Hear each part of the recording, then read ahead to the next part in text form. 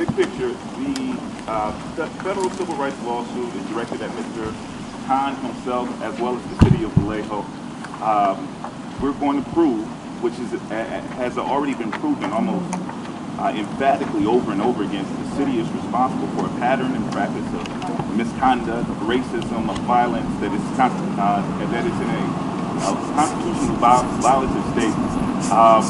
That is a priority for us. We believe that using these lawsuits, as my colleague Ms. Noel mentioned a moment ago, these lawsuits will allow us to break the city into submission financially. But we know that when we do that, we're costing the taxpayers. So we don't want to see this happen over and over again. We hope that we will be, but more importantly, we must see Tonn incarcerated, prosecuted, and sent to prison for his crime. We must see real change. That's correct. Has that lawsuit already been filed, and what's the status? The lawsuit is filed. We're in discovery right now. My client submitted the deposition yesterday. We're deposing officers. I must highlight both in our private federal case against the city, as well as in the criminal case that's being investigated by the DOJ and the Attorney General's office, we need the witnesses to come forward. So I must emphatically restate that today, that there are people who were present with Sean when he was killed, that there were other victims present. We are in the process of going through discovery and speaking with some of those witnesses. We need additional witnesses to come forward. Do you have any idea why witnesses haven't? Well, I have an idea why witnesses haven't come forward so far in this case. And I really appreciate the question. It's because of the amount of violence that this department is responsible for. It's fear between the community and policing, and it's difficult to come forward and trust the criminal justice system that has failed us repeatedly to do the right thing. Despite that, we are offering those individuals both the protection of this community who is going to stand against the violence. We're offering them anonymity because we're more interested in what they saw and the evidence they saw than their actual identities. But we also have to stand up and be brave, and so we're calling on those community members to be brave.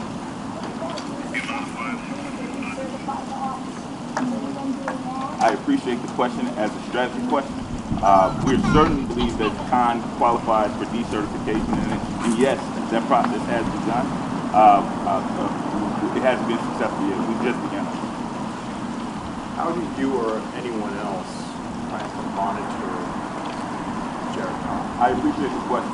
And so, specifically as a remedy, what we suggest, what we're working on collaboratively as a community is that if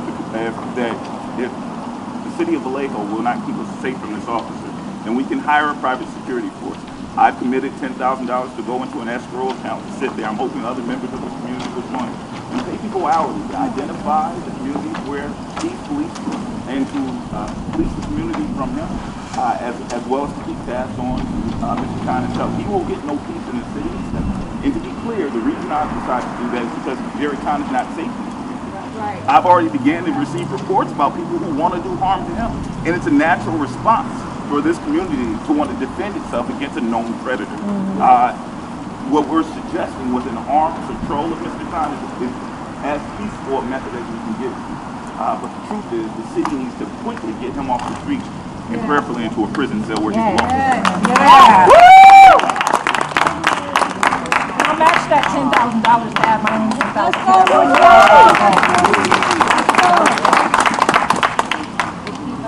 Yes. Is there information on how people can donate to that? We will put it up on the Justice for Sean website. This is a conference now where we get to come together with members of the community. I think, again, my colleague has joined us. Now we're $20,000 strong. That might get us through a month. Hopefully he won't be on the streets that long, but we will do it as long as we need to.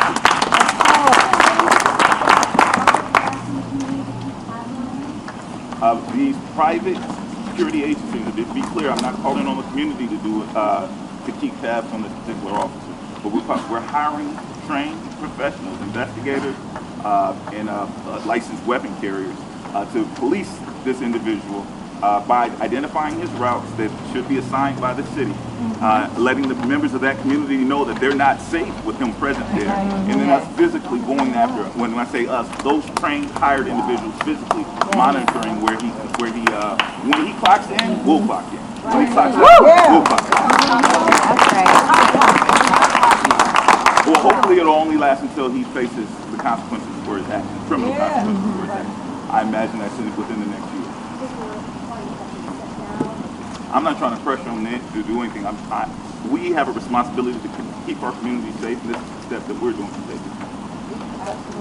Who are the defendants in the case, and what are you specifically seeking besides incarceration? Yeah, in the civil matter, the city of Vallejo is the defendant. The other defendant is Officer Jarrett Tonn.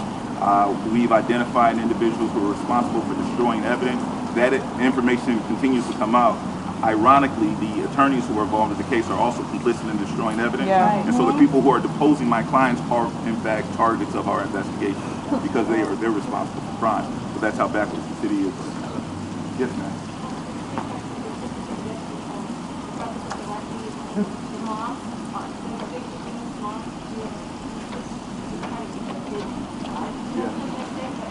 They know everything.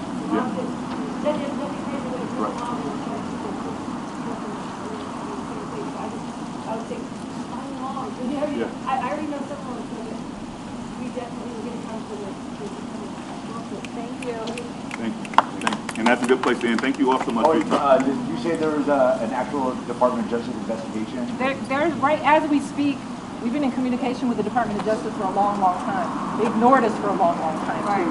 They finally got to the point where they're having to gather information from us because the city's been lying. The city's been providing misinformation, misinforming them of the status of things. I mean, just bold-faced criminal level lying. So they're currently drafting a consent decree which will include a monitor. Now this is similar to what Oakland Police Department has, except for theirs goes through the federal court versus here it'll be through the State Attorney General's office. But from our position, we're continuing to want to push to have a federal monitor as well, because if Bonta is to lead for some reason, the political winds could change and somebody could decide this isn't necessary.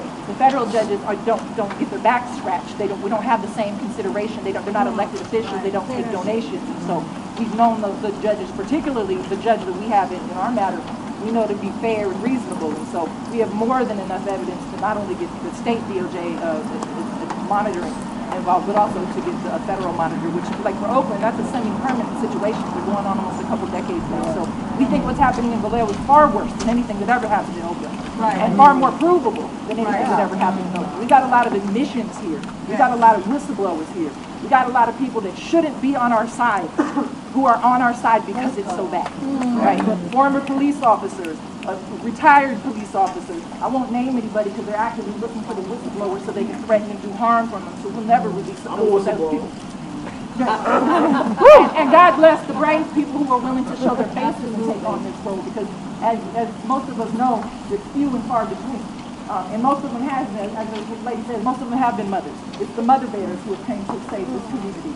You know, there's a few gentlemen here and there, but for the most part, it's mothers and fathers, grieving people, impacted community members who have put their lives on the line, who've been threatened, stalked, intimidated. We didn't even get into the long history of intimidation.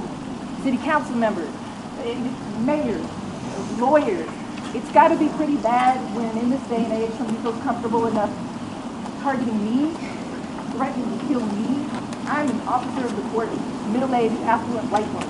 If you can do it to me, God help the people that are in the dark alleys, people that don't have the voice, the people that can't call the media, because they've been terrorized for decades. And is this For Mr. Merritt, let me ask this question. For Mr. Merritt, are you going to bring back the fleeing truck that was involved in this case that had 2 bullet holes in it? Or one bullet hole, 1 strike in the rear door? We're certainly looking at every aspect of this investigation. Yeah, because they're making it disappear. Right. Among others. Yeah, they're making that truck disappear. It's got 2 bullet holes in it, and it was in the back truck.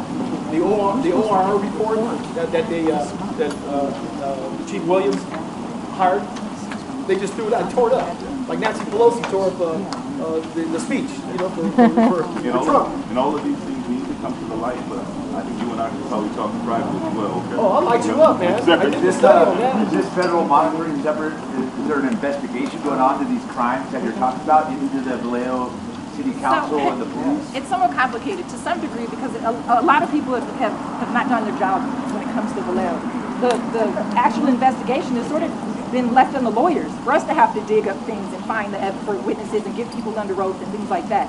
So right now we know that the FBI is investigating in Vallejo related to financial misuse and theft originating out of City Hall, right? We know that the DOJ from the federal level has involvement here. It won't tell us the degree of that involvement, but we're putting together the case through the civil courts, through all of the sworn testimony, so that a federal judge can make that call. We don't have to rely on an elected official. So that, yes, all these things are sort of in place, but that's why we have to continue to push, because people look at that like we crossed the finish line. We're just getting started. I have a question. Did George Floyd and Tonn go through post and then it got reversed by a judge? So all of the people who got their jobs back, it was the same arbitrator, right? In Tonn's arbitration, they didn't use the actual investigators. They didn't use the actual witnesses that they needed to. They didn't bring in the people that they needed because it was a sham from the beginning. That's why they were emailing me saying he's working a deal. Arbitration isn't working a deal. No, he's working a side deal. And you'll come to find out as the months come on, there's been a lot of side deals that have been going on around here for a long time. And so, like I say, we're planning to shake every one of these animals up out of the tree and run them out of town. Because we cannot recover as a community. All right, again, thank you all so much for your time. Appreciate it. Thank you. Sean Monterrosa. Say his name!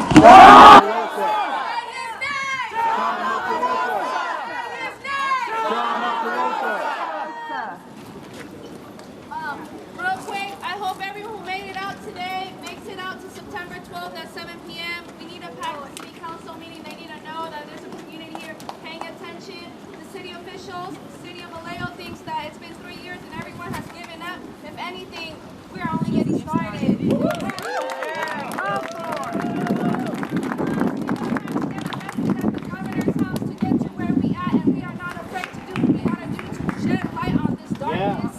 It's happened since 1997, and it will end with what happened in 2020.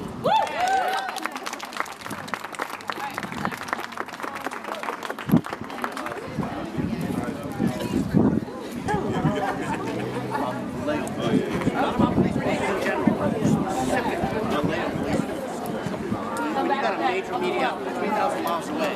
Right now, Tonn was shooting at the fleeing truck. That's why they're hiding. what is this truck you're talking about? Oh, you don't know? There was 2 vehicles involved in the suspect's vehicles. One was a silver truck, a Nissan truck, it was a Titan. The other one was a black sedan. The Titan was